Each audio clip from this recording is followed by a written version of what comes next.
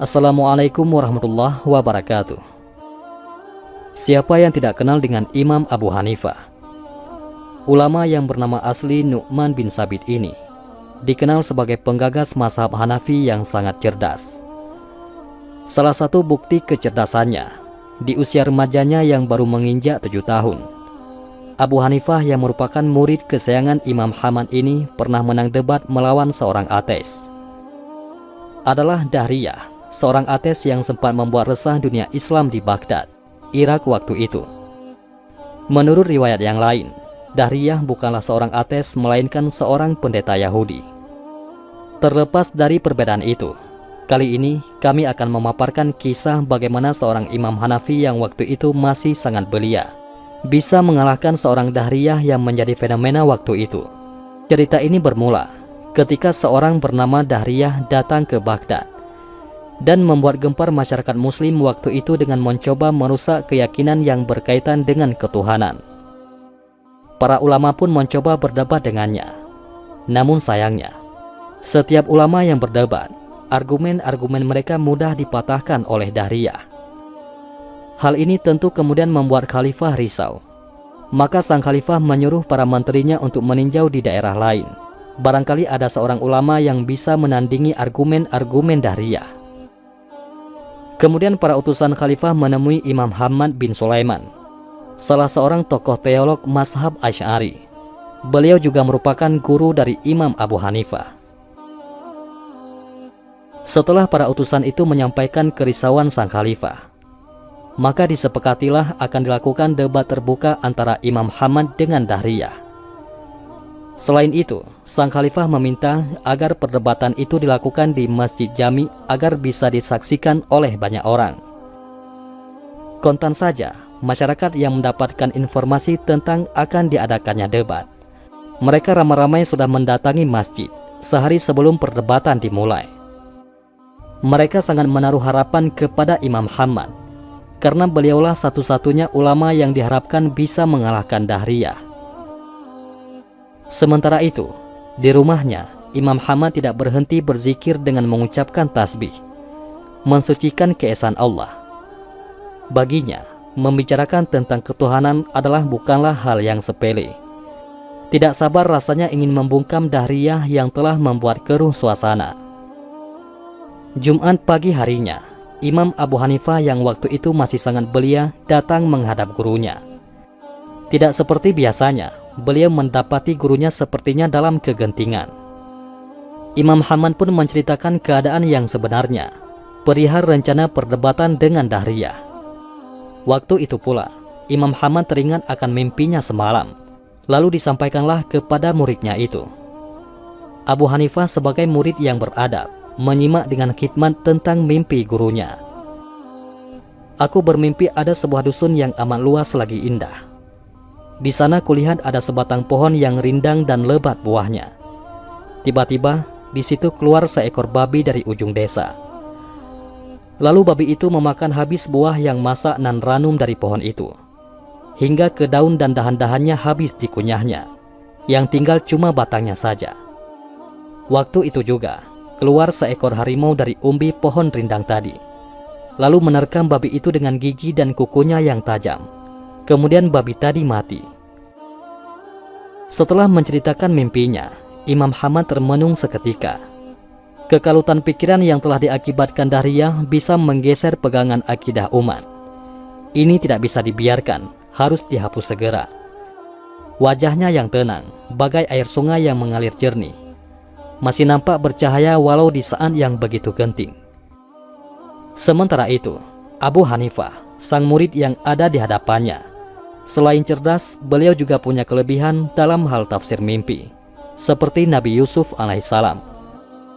Dalam pengamatannya, mimpi tersebut akan memberi pertanda baik, bahwa si Dahriyah pasti akan mengalami celaka akibatnya nanti. Setelah meminta dan mendapat izin gurunya, Abu Hanifah kecil pun mencoba menafsirkan mimpi sang guru. Apa yang guru lihat dalam mimpi sebagai dusun yang luas lagi indah itu adalah tamsilan kepada agama Islam kita. Pokok yang berbuah lebat itu adalah tamsilan kepada sekalian ulamanya. Sedangkan sepohon kayu yang masih tinggal itu adalah Tuan sendiri.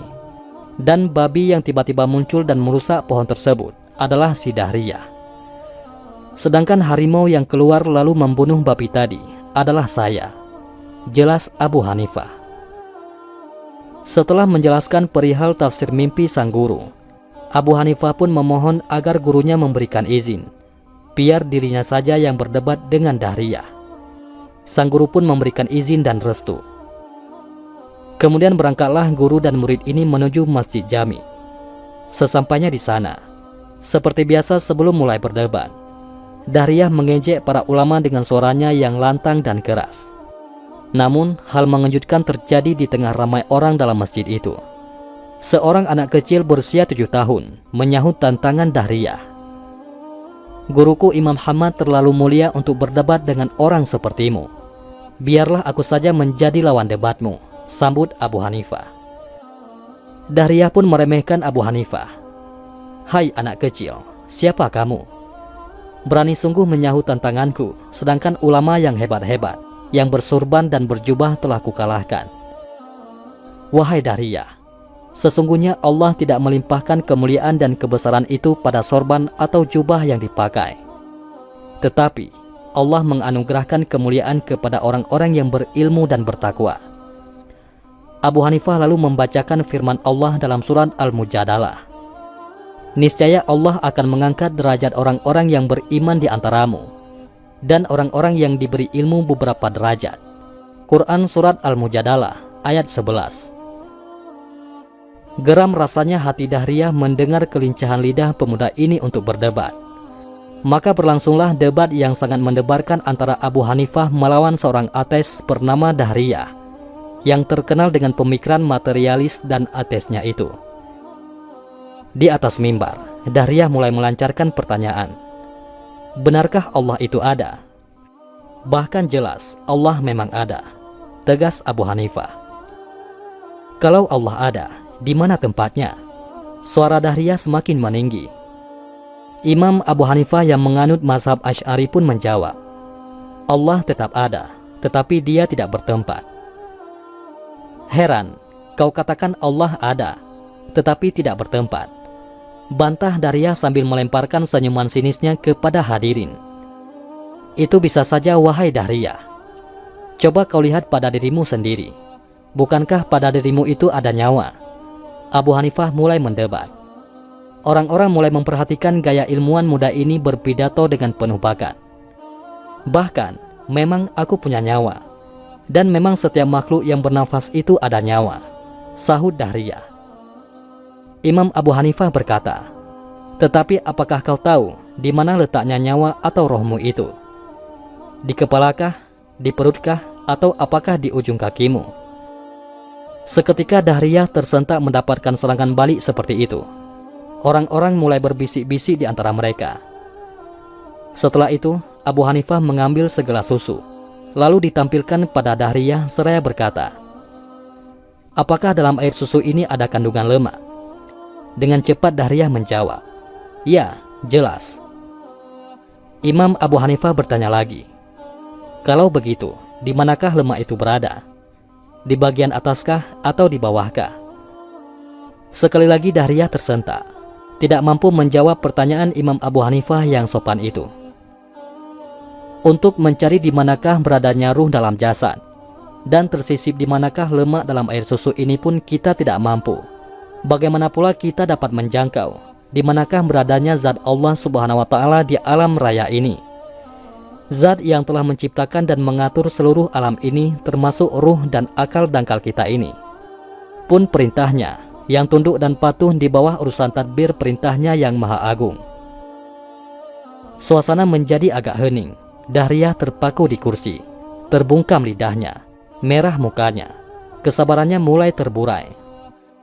Setelah kondisi agak reda, Dahriyah memberikan pertanyaan kembali. Hai anak muda, apakah yang ada sebelum Allah? Dan apa pula yang muncul setelah dia? Semua mata tertuju pada Abu Hanifah, murid Imam Hamad yang pintar ini. Wahai Dahriyah, tidak ada sesuatu pun yang ada sebelum Allah, dan tidak ada sesuatu pun yang akan muncul setelahnya. Allah Subhanahu wa Ta'ala tetap qadim dan azali.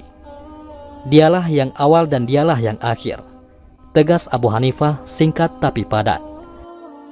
Sangat aneh, mana mungkin begitu? Tuhan wujud tanpa ada permulaannya, dan mana mungkin dia pula yang terakhir, tanpa ada lagi yang setelahnya. Dahriyah mencoba berdalih dengan pikiran logika. Dengan tersenyum, Abu Hanifah menjelaskan, "Ya, dalilnya ada pada diri kamu sendiri. Coba kau lihat pada ibu jarimu itu. Jari apakah yang kau lihat sebelum jari ini?" Sambil menunjukkan ibu jarinya ke langit. Dan beberapa hadirin juga melakukan hal yang sama. "Dan pada jari manis Anda itu, ada lagikah jari yang berikutnya?" Dahriyah membalik-balik jarinya. Tidak terpikir olehnya persoalan yang sekecil itu yang disampaikan oleh Abu Hanifah. Jadi, kalaulah pada jari kita yang kecil ini pun tidak mampu kita berpikir, apalagi Allah, Zat yang Maha Agung itu, yang tidak satu pun yang mendahuluinya, dan tiada sesuatu yang kemudian setelahnya. Sekali lagi Dahriyah tercengang, bungkam, namun masih tidak berputus asa untuk mematahkan argumen anak muda yang telah mempermalukannya di muka umum. Khalifah sangat kagum. Dahriyah pun berpikir, mencari ide. Seperti suatu ilham baru telah menyuntik otaknya, ia pun tersenyum. Hati Dahriyah bergejolak bagai air tengah mendidih. Debat antara Abu Hanifah melawan ateis itu pun berlanjut. "Ini pertanyaan yang terakhir buatmu, wahai anak kecil." Sengaja Dahriyah mengeraskan suaranya agar bisa menutupi rasa malunya. "Allah itu ada, katamu. Apakah pekerjaan Tuhanmu saat ini?" Pertanyaan tersebut membuat Abu Hanifah tersenyum riang. "Ini pertanyaan yang sungguh menarik. Tapi dari tadi Anda melontarkan pertanyaan di atas mimbar dengan suara lantang yang bisa didengar semua hadirin. Jadi harusnya sekarang saya yang berada di atas mimbar tinggi, agar jawaban saya dapat didengar oleh semua orang yang hadir," kata Abu Hanifah. Abu Hanifah mempersilahkan Dahriyah turun dari mimbar. Dahriyah pun berjalan turun meninggalkan mimbar Masjid Jami, memberi tempat untuk Abu Hanifah. Setelah di atas mimbar, Abu Hanifah berkata dengan suara lantang berwibawa, "Ketahuilah wahai Dahriyah dan para hadirin, bahwa kerja Allah saat ini adalah menggugurkan yang batil, sebagaimana Dahriyah yang berada di atas mimbar diturunkan Allah ke bawah mimbar. Dan Allah juga telah menaikkan yang hak, sebagaimana aku yang berada di bawah sana telah dinaikkan ke atas mimbar Masjid Jami ini." Bagai halilintar menyambar, argumen Abu Hanifah menerjang kedua pipi Dahriyah. Seiring dengan itu, bergemalah pekikan takbir dari massa yang membludak memenuhi Masjid Jami. Allahu Akbar, Allahu Akbar, Allahu Akbar. Mereka memuji kewibawaan Abu Hanifah yang telah berhasil menyelamatkan martabat Islam dari lidah Dahriyah yang sesat lagi menyesatkan itu. Begitulah kisah debat antara Imam Abu Hanifah melawan seorang ateis. Beliau yang merupakan salah seorang pendiri mazhab 4 ini memang dikenal sebagai ahli ra'yu, atau logika kecerdasannya diakui oleh ulama yang sezaman maupun generasi setelahnya. Hingga saat ini, nama Imam Abu Hanifah terus dikenal di seluruh dunia, dan mazhabnya banyak diikuti oleh belahan dunia muslim. Kisah ini dinukil dari kitab Fathul Majid, karya Syekh Muhammad Nawawi bin Umar Al-Jawi Asy-Syafi'i. Wallahu a'lam bishawab. Mudah-mudahan bermanfaat. Assalamualaikum warahmatullahi wabarakatuh.